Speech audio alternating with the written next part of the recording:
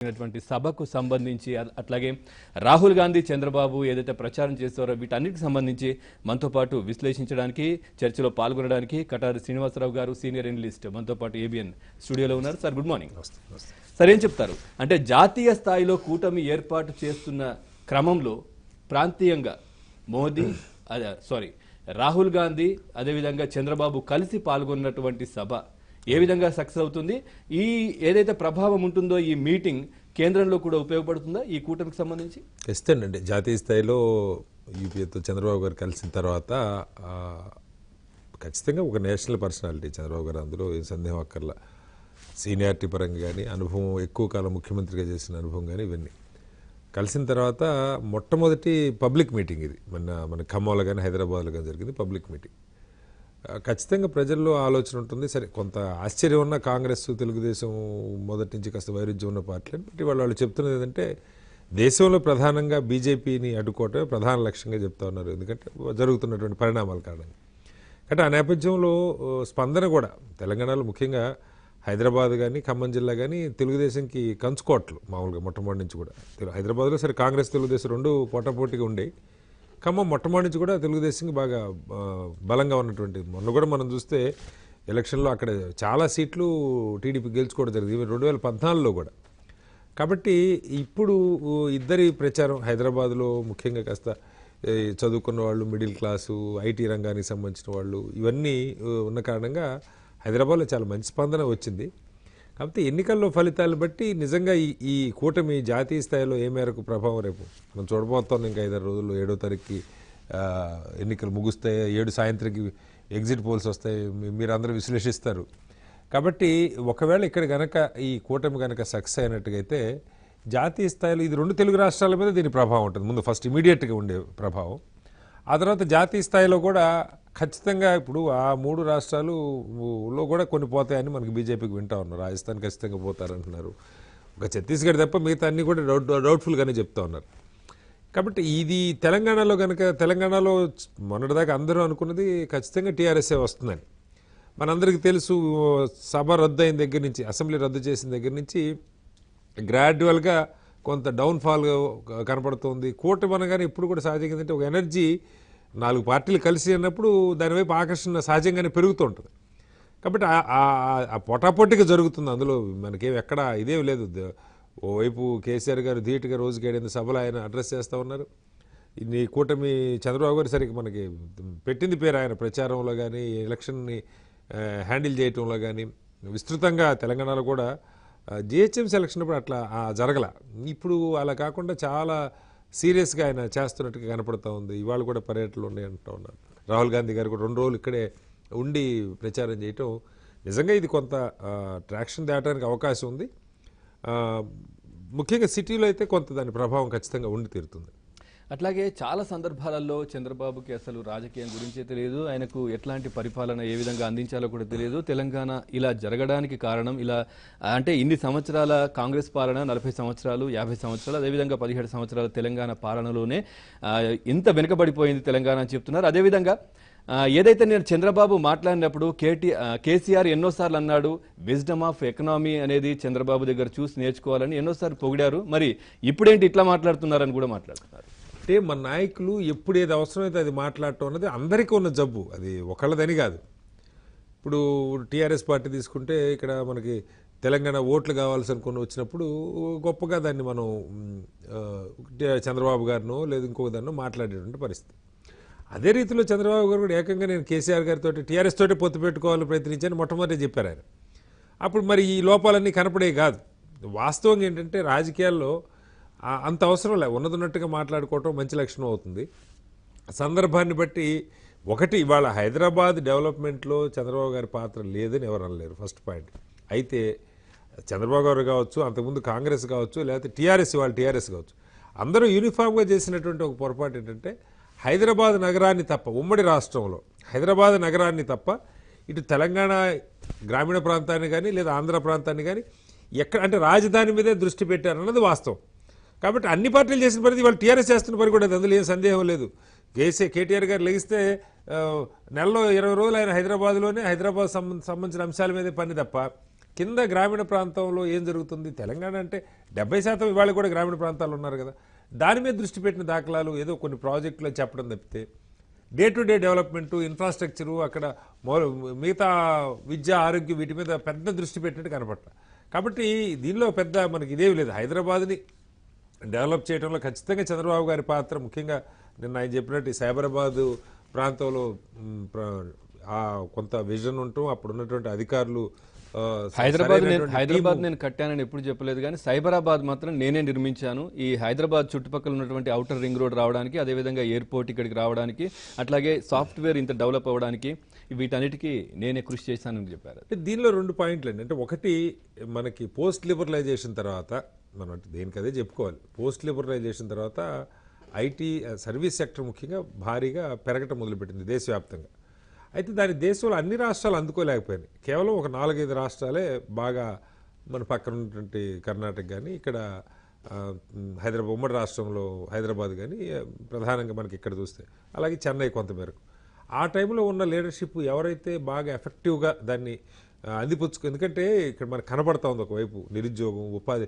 ఆ రోజుల్లో ఇంజనీరింగ్ చేసిన వాళ్ళు 800కి బాలనగర్ ప్రాంతంలో ఏదో చిన్న చిన్న పరిశ్రమలు ఉద్యోగాలు చేసేవాళ్ళు.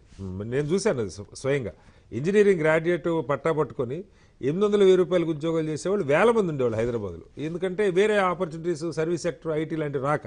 కరెక్ట్గా ఆ టైంలో మనకి 90s 2000 ఆ టైంలో విపరీతంగా వచ్చిన అవకాశాలను అందిపుచ్చుకొని, సరే ఆయనకున్నటువంటి చాతుర్యం అనండి, కాస్త వేగంగా కలిసిపోయి మాట్లాడే ఇది ఇనిషియేటివ్ తీసుకున్న విషయం వాస్తవం. అలాగే కొన్ని రాష్ట్రాల్లో, పక్కన ఉన్న రాష్ట్రాల్లో కూడా తీసుకున్నారు. సో నేను అదే చెప్పాను, 29 రాష్ట్రాలు ఉపయోగించుకోవాలి, కేవలం 4-5 రాష్ట్రాలే ఆ అవకాశాలు అందిపుచ్చుకోగలిగి. వాటిలో ఖచ్చితంగా మనకు ఆ రోజు ఉన్నటువంటి ఉమ్మడి రాష్ట్రం, ముఖ్యంగా హైదరాబాదు కీలకం. మళ్ళీ మిగతా ప్రాంతాలు ఎక్కడ రాలా. ఈ వరంగల్ లేదు, లేకపోతే వైజాగ్ లేదు, విజయవాడ లేదు, తిరుపతి లేదు, లేకపోతే కరీంనగర్ లేదు. ఈ జిల్లాల్లో ఎక్కడ పెద్దగా. ఇప్పుడు చాలా రాష్ట్రాల్లో 2-3 చోట్ల, ఉదాహరణకు మీరు బాంబే, మహారాష్ట్ర తీసుకున్నారు అనుకోండి, బాంబేతో పాటు అహ్మదాబాద్లో డెవలప్ అయింది, పూణేలో డెవలప్ అయింది కొంత ఐటీ, అట్లా నాగపూర్ కానీ, అట్లా ఒక 3-4 చోట్ల కనుక దాన్ని కొంచెం డీసెంట్రలైజ్ చేస్తుంటే ఈ ఐటీ కానీ, లేదు ఫార్మా కానీ, సర్వీస్ సెక్టర్ కానీ ఇంకా బెటర్గా ఉండేది. సరే ఏదేమైనా సహజంగా నాయకులు ఏంటంటే ఇప్పుడు కూడా ఒక ఐకాన్ కోసం చూస్తారు. ఒక ఐకానిక్ మైండ్ సెట్ ప్రజల మనసులో ఒక ముద్ర పడాలి. ఇప్పుడు ఎట్లయితే హైదరాబాద్ కొంతకాలం చారిత్రాత్మకంగా దానికి ఒక నేపథ్యం ఉంది. ఆ తర్వాత ఐటీ డెవలప్ కావడం ఒక ముద్రగా కొంతకాలం తెలుగుదేశం కదా చాలా పెద్ద ఎత్తున దన్నుగా నిలిచింది. ఇవాళ అట్లాగే అమరావతిని మళ్ళీ ఇంకొక కొత్తగా చూపించేటువంటి ప్రయత్నం చేస్తూ ఉన్నారు. అది ఒక పార్ట్ అండి. మీరు రాజధానిని డెవలప్ చేయడంలో ఎవరు అభ్యంతరం పెట్టరు, కానీ మిగతా వాటి మీద దృష్టి పెట్టకపోవడం గతంలో జరిగినటువంటి పొరపాటు. అన్ని పార్టీలు అదే చేసినాయి, దానిలో ఏమీ సందేహం లేదు. బట్ ఇవాళ హైదరాబాద్ డెవలప్మెంట్లో అందరికీ పాత్ర ఉంది. అంటే దీనికి మించి కూడా ఇంకా మనం ఆలోచించాల్సినవి కొన్ని ఉన్నాయండి. ఇవాళ తెలంగాణలో నిజంగా కొన్ని ప్రాజెక్ట్స్కి సంబంధించి కానీ, వాటికి సంబంధించి కానీ ఆ ప్రజల్లో ఒక ఇది వచ్చింది. అంటే ఎందుకు ముందస్తుకు వెళ్ళారు, ఈ పథకాలు పెట్టిన కాసిన పూర్తి చేసి వెళ్తే బాగుండేది కదా. ఇప్పుడు డబుల్ బెడ్రూమ్ ఇళ్ళు సరే మొత్తం జరిగినప్పుడు ఎంతో కొంత మొదలు పెట్టారు. ఆ మొదలుపెట్టి ఒక నియోజకవర్గానికి 1000-2000 కడుతున్నారు అనుకోండి, ఆ కట్టిని కూడా వాళ్ళ చేతికి రాలా. రేపు గందరగోళం ఏంటి, ఏమవుతాయో అని. అలాగే నల్లా నీళ్ళు వాళ్ళు చెప్పారు, నల్లా నీళ్ళు వచ్చేదాకా ఓట్లు అడగమని చెప్పి. మరి నిజంగానే నల్ల నీళ్ళు అయితే రాలా, పూర్తి చేసి ఉండొచ్చు, కొంచెం ఇంకొక 4-5 నెలలు అయితే అయిపోయి ఉండేది కూడా చాలా చోట్ల. సో అట్లా ఆ అర్ధంతరంగా వెళ్ళటం మీద ప్రజలకు ఒక అసంతృప్తి, చిన్నపాటి కన్ఫ్యూజన్ అయితే ఉంది ఎందుకు వెళ్ళారన్నది. అలాగే నిన్న చంద్రబాబు గారు ఎవరు మాట్లాడినా, ఇప్పుడు ఎవరు అడిగినా కూడా క్వశ్చనే కదా. హామీ ఇచ్చిన తర్వాత అమలు కావాలని ఎవరైనా కోరుకుంటారు. ఆయన అన్నారు, దళితుని ముఖ్యమంత్రి చేయడానికి అడ్డుపడ్డానా లేదా ఇంకోటి, ఇవన్నీ వాస్తవమే కదా. అసెంబ్లీ సెక్రటరీకి రాకుండా అడ్డుపడలేదు, మహిళలకు మంత్రివర్గంలో స్థానం ఇవ్వకుండా అడ్డుపడలేదు. అవన్నీ చేస్తుంటే వాళ్ళ విమర్శ ఉండేది కాదు కదా. ఇప్పుడు అట్లనే ఆంధ్రప్రదేశ్లో ఆయన దళితుని ముఖ్యమంత్రి చేస్తానని చంద్రబాబు గారు హామీ ఇవ్వాల, అది వేరే విషయం. కానీ ఇచ్చింది కేసీఆర్ గారు. ఇచ్చిన తర్వాత ఇచ్చిందాన్ని చేయమని అడిగే హక్కు ఎవరికైనా ఉంటుంది. కాబట్టి అలాగే రాజకీయ పార్టీగా ఇవాళ ఒక 13 స్థానాలు వాళ్ళు పోటీ చేస్తూ ఉన్నారు. దాంతో ఇక్కడేదో పెద్ద ఇది జరిగిపోతుంది అన్న ఇది రాజకీయాల్లో ఆ ఎమోషన్స్ కాకుండా అలాగే పార్టీలు చేస్తుంది కూడా అండి. నేను చెప్పేది ఏంటంటే ఇవాళ తెలుగుదేశం, ఇక్కడ ఆంధ్రప్రదేశ్, తెలంగాణ 2 రాష్ట్రాలు ఉన్నాయి. ఇష్యూస్ మీద కనుక చర్చ వెళ్తే నిజంగా ప్రజలకు ఉపయోగం. మన దురదృష్టం ఏంటంటే ఇష్యూస్ మీదకి వెళ్ళట్లా. ఇప్పుడు వీళ్ళు మాట్లాడేది ఎలా ఉంది, అధికార కూటమి దేశంలో 2 కూటములు ఉన్నాయి, మీరు ఏ కూటమి తెలుసుకోరు. 2 కూటములు ఉండాల్సిన అవసరం 2 కూటమి ఇంకా ఉన్నాయి. సిపిఎం ముందు ఏ కూటమిలో లేదు, విడిగా వాళ్ళు ప్రయత్నం చేస్తారు. కేసీఆర్ కూడా ఫెడరల్ కేసీఆర్ నేనే ఒక ఫ్రంట్ అంటా ఉన్నారు. ఈ పార్టీలన్నీ అన్ని కలిసిపోతాయి, 2 అవ్వాలని అవుతాయని చెప్పి అటో ఇటో మనం అతుక్కొని తీరాల్సిందని రూల్ ఏమి లేదండి. అది ఒక పాయింట్. సో దాన్ని ఎక్కువ ప్రమోట్ చేస్తా ఉన్నారు. అంటే మోదీ వ్యతిరేక కూటమి అనుకూల కూటమి అని చెప్తున్నారు చంద్రబాబు. సో మీరు ఇప్పుడు మోడీ వ్యతిరేక కూటమి ఒకటే ఉండాలనా? ఒకటే ఉండాలి, రూల్ ఉంది. అంటే మీరు వ్యతిరేకం అని చెప్పట్లేదు. నేను అనేది అది కాదండి. ఇప్పుడు వ్యతిరేకం అంటే మోడీ వ్యతిరేకం అంటే కాంగ్రెస్ అనుకూలమైనా, ఈ కూటమిలో ఉండకపోతే మోడీ వ్యతిరేకం కాదా? నేను ఎందుకంటున్నానంటే అసలు ఇది కాదండి ఎన్నికల చర్చ. ఎన్నికల్లో జరగాల్సిన చర్చ, కీలకమైన చర్చలు ఏంటంటే ఇవాళ ఎన్నికలు జరుగుతూ ఉన్నాయి. కేసీఆర్ గారు ఏం మాట్లాడుతున్నారు? ఎంతసేపు చంద్రబాబు గారిని బూచిగా చూపించేటువంటి ఖచ్చితంగా తెలంగాణలో చంద్రబాబు గారు ముఖ్యమంత్రి కాబోట్లేదు. వాళ్ళు ఏదో మహా తీసుకుంటే ఒక కూటమి అధికారులకు వస్తే 1-2 మంత్రివర్గాలు తీసుకుంటారు. ఇక్కడ కాంగ్రెస్ లీడ్ చేయబోతోంది. కాంగ్రెస్ నాయకత్వం బోల్డ్ అంతమంది ఆయనే చెప్పారు 20-30 మంది ముఖ్యమంత్రి అభ్యర్థులు ఉన్నారు. ఈ గందరగోళం గురించి మాట్లాడండి. వాళ్ళు ఎవరు లీడ్ చేస్తారు కావాలంటే కాంగ్రెస్లో, ఎవరు ముఖ్యమంత్రి అవుతారు, వాళ్ళకున్న విజన్ ఏంటి, అది ఉత్తమా లేదా కోమటిరెడ్డి గారా ఇంకొకళ్ళ, అలాగే ఏం చెప్పి మనం చేసింది ఏంటి, దీని మీద టీఆర్ఎస్ మాట్లాడలేదు. కూటమి ఏం మాట్లాడుతూ ఉంది, బీజేపీతో అంటగాగుతూ ఉన్నారు. ఈ రాష్ట్రానికి సంబంధించిన ఎన్నికల్లో దీనికి సంబంధించి మాట్లాడండి. కేసీఆర్ గారి వైఫల్యాలు చెప్పండి, లేకపోతే అవినీతి గురించి చెప్పండి, ఇక్కడ జరిగిన అరాచకాలు ఏమైనా ఉంటే చెప్పండి, కుటుంబాల గురించి చెప్పండి, అభ్యంతరం లేదు. అంటే మెయిన్ ఎజెండా వదిలేసి ఓట్లు రావడానికి ఏది ఉపయోగపడుతుందో. ఇప్పుడు తెలంగాణ రాష్ట్రానికి ఎన్నికలు దేని మీద జరగాలి? ఈ 4 ఏళ్లలో అభివృద్ధి జరిగిందా, జరగలేదా, అనుకున్న సంక్షేమం ఏమైనా ఫలితాలు ఇచ్చిందా, ఇవ్వలేదా, దాని మీద 2 పార్టీలు వాడి జరిగిందని చెప్పుకోవచ్చు, కూటమి జరగలేదు, ఇక్కడ వైఫల్యాలను ఇది తప్పని చెప్తే కొంత సెన్సిబుల్ డిస్కషను, ప్రజలకు ఉపయోగపడేటువంటి చర్చ. అది కాకుండా ఎమోషన్స్ లేదా డ్రామాలు, రాజకీయ డ్రామాలు, రాజకీయంగా దాన్ని రక్తి కట్టించే ప్రయత్నం మన నాయకులు అందరూ అద్భుతంగా చేయగలరు. దానిలో మీకు ఏ సందేహం అక్కర్లా. ఈ అన్ని కూటముల్లో కూడా దీన్ని పండించగలిగిన సత్తా ఉన్నటువంటి నాయకులు ఉన్నారు. దురదృష్టం ఏంటంటే ప్రజా ఇష్యూస్ ఏవైతే ఉన్నాయో ఇవాళ కూడా పత్రికల్లో చూస్తూ ఉన్నాయి. ఇక్కడ ఎన్నికల్లో ఏ నలుగురు కలిసినా ఏమన్నా ఎవరు గెలుస్తారని మాట్లాడుకుంటారు. ఎవరు గెలుస్తారు? గెలవాల్సింది జనం. జనానికి సంబంధించి జనం జీవితాల్లో మార్పు రావాలి. ఓట్లు జనం ఎప్పుడు ఆ పార్టీ గెలుస్తుందా ఈ పార్టీ గెలుస్తుందా అనుకున్న నాళ్ళు వీళ్ళు ఓడిపోతానే ఉంటారు, జనం ఓడిపోతానే ఉంటారు. జనం మనం గెలవాలి, నా బిడ్డల భవిష్యత్తు బాగుపడాలి, నా కుటుంబం బాగుపడాలి, మాకు ఎదిగే అవకాశాలు రావాలి, మాకు పని రావాలి, చేతి నిండా పని రావాలి అనుకున్న డైరెక్షన్లో కనుక ప్రజలు ఆలోచించగలిగితే అప్పుడు ఏది మంచి, ఏ పార్టీ ఏం చేస్తుందో చూసేటువంటి పరిస్థితి ఉంటుంది. దురదృష్టం ప్రజల్లో ఆ మార్పు పెద్దగా రావట్లా. ఎన్నికలు అనగానే పక్కన ఇప్పుడు సినిమా హాల్లో సినిమా చూసినట్టు ఫైటింగ్. మన ఒక ఛానల్ అని కాదు, అన్ని ఛానల్లో ఇది రాగానే బాహుబలి లేకపోతే ఇంక సినిమాలు నిన్న వచ్చింది అదేంటిది, అంటే ఒక యుద్ధం జరుగుతున్నట్టుగా మన నాయకులందరికీ కవచాలు, కత్తులు, డాళ్ళు ఇచ్చేసేసి ఎవరెవరి మీద పోరాడుతున్నారు. యుద్ధం వాళ్ళ 2 పార్టీ సినిమాలో యుద్ధాలు ఉంటాయి, 2 కూటములు, యుద్ధం, భరి, ఈ భాష అంతా కూడా యుద్ధానికి సంబంధించినటువంటి భాష. నాయకులు కొట్లాట, జనం సినిమా చూస్తున్నాం అనుకుంటున్నారు. ఇది నా జోబుకు చిల్లు పడుతుంది లేదా నా భవిష్యత్తు పాతాళంలోకి వెళ్ళిపోతున్న ఆలోచన ప్రజలకి రావట్లా. అది వచ్చిన నాడు నిజంగా మంచి ఎన్నికల్లో వాడే భాష కూడా రాజ్యము అనే మాట్లాడుతున్నారు కేసీఆర్. ఇప్పుడు మాటలు ఇప్పుడు ఆయన 2-3 సందర్భాల్లో చెప్పారు ఎన్నికల్లో గెలవాల్సింది ప్రజలు అని. కానీ ప్రజలు గెలవాలంటే ఏం చేయాలో చెప్పాలి కదా. ప్రజలు గెలిచే పనులు మనం ఏం చేసామని చెప్పాలి కదా. ఇప్పుడు విద్య ఇచ్చామా, సరైన విద్య. ఇవాళ మీటింగ్ జరుగుతుంది KG to PG విద్యా సంస్థలని. ఏంటో వాళ్ళ సమస్యలు మరి నిజంగా కొంచెం ఆశ్చర్యం. KG to PG విద్యా సంస్థలన్నీ కలిసి మరి మొత్తంగా మాకు ఇక్కడ ఏమీ జరగలేదు, ప్రభుత్వం నుంచి సరైన ఇది లేదు అన్నది. ఎందుకంటే రాహుల్ గాంధీ అటెండ్ అవుతున్నారు ఆ మీటింగ్కి. లోతుగా ఆలోచించాల్సిన అంశం. సహజంగా ఎప్పుడు విద్యా సంస్థలు అన్నీ కలిసి సరే ఒక గొడుగు కిందకి రావు. మరి ఒక గొడుగు కిందకి వచ్చి వాళ్ళు చెప్తున్నారంటే ఏం జరిగింది ఈ 4 ఏళ్లలో మనం ఆలోచించాలి. గతంలో ఇక్కడ విద్య కార్పొరేటైజేషన్ మీద మరో వాటి మీద చాలా గట్టిగా పోరాటం చేస్తామని టీఆర్ఎస్ చెప్పారు. మరి వాళ్ళది జరగకపోబట్టే కొంత. ఓకే సార్, నిన్న ఖమ్మం సభలో కూడా రాహుల్ గాంధీ కొన్ని ఆసక్తికరమైనటువంటి వ్యాఖ్యలు చేశారు. ఏదైతే TRS party, BJP B team, Telangana రాష్ట్ర సంఘ్ పరివార్ అని చెప్పేసి తెరాస అంటే, అదేవిధంగా కేసీఆర్ కూడా కొన్ని ఆసక్తికరమైన వ్యాఖ్యలు చేశారు. మొన్న చంద్రబాబు నాయుడు, మోదీ కలిసి తెలంగాణలో రాష్ట్రపతి పాలన తీసుకురావాలనేటటువంటి ప్రయత్నం చేశారు. ఈ విషయాన్ని నాకు అసదుద్దీన్ ఓవైసీ స్వయంగా చెప్పారని కూడా ఆయన మాట్లాడడం జరిగింది. దీనికి సంబంధించి చర్చ కొనసాగిద్దాం. చిన్న విరామం తర్వాత చూస్తూనే ఉండండి ABN.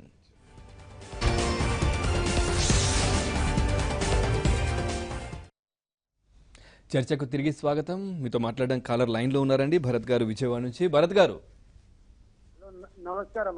నమస్తే అండి, మాట్లాడండి. కటార్ శ్రీనివాసరావు గారు ఉన్నారు, ఎనలిస్ట్. నమస్తే భరత్ గారు, అడగండి. నమస్కారం అండి కటార్ శ్రీనివాస్ గారు. అడగండి. నమస్తే అండి, ఇది కటార్ శ్రీనివాస్ గారికి. అడగండి సార్, మీ క్వశ్చన్ అడగండి. సార్, అంటే దయచేసి నేను సీనియర్ నాయకుల్ని ప్రజల కోసం ప్రజలతోని అందరు కలిసి ఉద్యమాలు చేస్తున్న నాయకుల్ని సార్.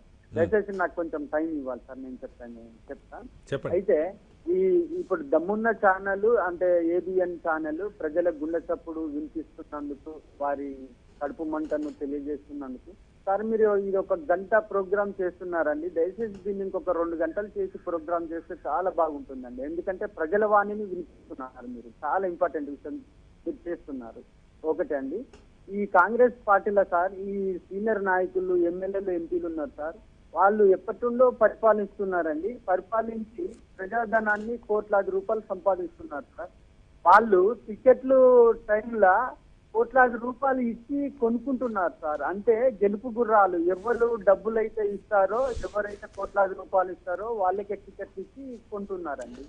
మరి ఈ జూనియర్ నాయకులు, కార్యకర్తలు, కాంగ్రెస్ పార్టీ అభిమానులు, ఓటేసిన ఓటర్లు, వీళ్ళు చిన్న స్థాయి వాళ్ళు, వీళ్ళందరూ ఉంటారు కదండి. అది ఒక కాంగ్రెస్ లోనే కాదు భరత్ గారు. దయచేసి శ్రీనివాస్ గారు దయచేసి నేను చెప్పాను సార్. చెప్పండి. అయితే వీళ్ళు ఎప్పటికీ ఇలాగనే అంటే జెండాలు మోసే కూలీల లాగానే వీళ్ళు ఎట్లాగూ గెలుపు గుర్రాలు కాదు, కోట్లాది రూపాయలు పెట్టి టికెట్లు కొనలేరు, 20, 30, 50 కోట్లు ఖర్చు పెట్టలేరు. అంటే జీవితాంతం వీళ్ళకు వెట్టి చాకిరీ చేసుకుంటూ జెండాలు మోస్తూ కూలీల లాగానే ఉండాలండి. డబ్బు ఇస్తే ఆ డబ్బులు తీసుకునే బిచ్చగాళ్ళ లెక్క, మద్యం ఇస్తే ఆ మద్యం తాగే తాగుబోతుల లెక్క, తిండి పెడితే ఆ తిండి తినే తిండిపోతుల లెక్క, ఎప్పటికీ బిచ్చగాళ్ళ లెక్కన ఇలాగే ఉండాలా సార్? ఎప్పటికీ వీళ్ళే ఎమ్మెల్యేలు, ఎంపీలు అవుతారు. వాస్తవంగా ఈ సీనియర్ నాయకుల కంటే ఈ జూనియర్ నాయకులు, కార్యకర్తలు, కాంగ్రెస్ పార్టీ అభిమానులు చాలా తెలికల వారండి. రైట్ అండి, మీ క్వశ్చన్ అర్థమైంది భరత్ గారు, మీ క్వశ్చన్ అర్థమైంది. కొంచెం చెప్పండి సార్. అంతే అండి, ఇప్పుడు దీనిలో పెద్ద రహస్యం ఏమీ లేదు భరత్ గారు. పార్టీలన్నీ ఒకే తాను ముక్కలు. అది టీఆర్ఎస్ అనుకోండి, కాంగ్రెస్ అనుకోండి, లేదా టీడీపీ అనుకోండి, ఈ పార్టీలు వాళ్ళు ఉన్నటువంటి రాజకీయంలో 4 ఓట్లు ఎక్కువ ఎవడు తెస్తే ఆ పార్టీ, ఆ ఎమ్మెల్యే, ఆ క్యాండిడేట్ గెలుస్తాడు, వాళ్ళు అధికారంలోకి వస్తారు అనుకున్నప్పుడు ఇంక రెండో మాటే ఉంది. ఖచ్చితంగా పార్టీలు అదే ధోరణిలో వెళ్తూ ఉన్నాయి. పార్టీకి గెలుపు గుర్రాలే కావాలి, ఈ రాజకీయం ఎన్నాళ్ళు కొనసాగాలని మనలాంటి వాళ్ళు అడగాలి, మీలాంటి వాళ్ళు అడగాలి. ఎందుకయ్యా 20 కోట్లు 10 కోట్లు ఖర్చు పెట్టి రేపు పొద్దున వాడు 100 కోట్లు తింటాడు కదా, ఎందుకు దీన్ని మార్చే ప్రయత్నం మీరు ఎందుకు చేయరు? అసలు ఎక్కడ లోపం ఉంది? మన ఎన్నికల వ్యవస్థలో లోపం ఉందా, పార్టీల నిర్మాణంలో లోపం ఉందని మీరు అందరూ అడగాలి. ప్రజలు, సమాజం అడగనప్పుడు మరో కలర్ చాలాసేపు నుంచి వెయిట్ చేస్తున్నారు. నవీన్ గారు వరంగల్ నుంచి. నవీన్ గారు, good morning sir. Good morning అండి. మాట్లాడండి, మీ అభిప్రాయాన్ని వ్యక్తం చేయండి. దేని గురించి మాట్లాడాలనుకుంటున్నారు? కటార్ శ్రీనివాసరావు గారు ఉన్నారు, ఎనలిస్ట్. ఓకే, కటార్ శ్రీనివాస్ గారు నమస్కారం అండి. నమస్తే నవీన్ గారు, అడగండి. నేను ఏ పార్టీకి చెందిన వ్యక్తిని కాదండి. ఫస్ట్ ఆఫ్ ఆల్ చెప్పండి. నిన్న చంద్రబాబు నాయుడు మీటింగ్ గురించి ఇంతకు ముందు డిస్కషన్ చెప్తున్నా, లైవ్ లో చూస్తున్నాను. ఓకే. అది చంద్రబాబు నాయుడు గారు ఖమ్మం సభలో ఏమన్నారంటే, నేనేమన్నా ఎస్సీ ఎస్టీని ముస్లిం సీఎం చేస్తా అంటే వద్దన్నానా, డబుల్ బెడ్రూమ్ ఇల్లు కడతా అంటే వద్దన్నానా, లేదంటే ఉచిత విద్య ఇస్తా అంటే వద్దన్నా అడిగారు కదా. ఈ 3 సమస్యలు వాళ్ళు చెప్పారు. ఇక్కడ ఏదో కొద్దిగా గొప్ప జరగలే కాబట్టి వాళ్ళు దేనికి అడ్డుపడ్డారు అని చెప్తాను సార్ మీకు. సీతారామ ప్రాజెక్టు మీద 30 లీటర్లు రాసిందండి. గోదావరి నదీ జలాల్లో మాకు 923 టీఎంసీల నీళ్ల హక్కు ఉన్నది. మా నీళ్ల హక్కులకు జరిగిన ప్రాజెక్టులు ఇప్పటి వరకు ఆంధ్రప్రదేశ్ ఉమ్మడి ముఖ్యమంత్రి ఎవరు కూడా శంకుస్థాపన చేయలేదండి. నవీన్ గారు, సీతారామ ప్రాజెక్టుకు సంబంధించి డిపిఆర్ అనుగుణంగా ఏదైతే పద్ధతి ప్రకారం ఉంటుందో ఆ విధంగా వెళ్తే బాగుంటుందని చెప్పేసి లెటర్లు పెట్టడం జరిగిందని చెప్పేసి కింది స్థాయి సిబ్బంది, జలవనరుల శాఖ వాళ్ళు కూడా మాట్లాడారు. ఉందా అండి? పట్టిసీమకు పోతిరెడ్డి పాటికు డిపిఆర్ లేదు సార్. ఇండియాలో ఉన్న సగం కాదు 70% ప్రాజెక్టులకు డిపిఆర్లు లేవు ఇప్పటి వరకు కూడా. ఆ విషయం పక్కన పెట్టండి. ఇక్కడ మేమేం చేస్తాం తెలుగుదేశం కార్యకర్తలు ఎన్టీఆర్ గారు నేను కూడా అభిమానించేవాడిని. కార్యకర్తలు 4.5 సంవత్సరాల నుంచి పార్టీని పట్టుకొని ఉన్నారు. ఇన్స్టెంట్ గా హెలికాప్టర్లు తీసుకొచ్చి ఒక కుక్కటిపల్లి ఒక లీడర్ ని పెట్టారు. అక్కడ ఉన్న కార్యకర్తలు ఎటు పోవాలండి? పార్టీని మీరు చంపట్లేదా తెలంగాణలో?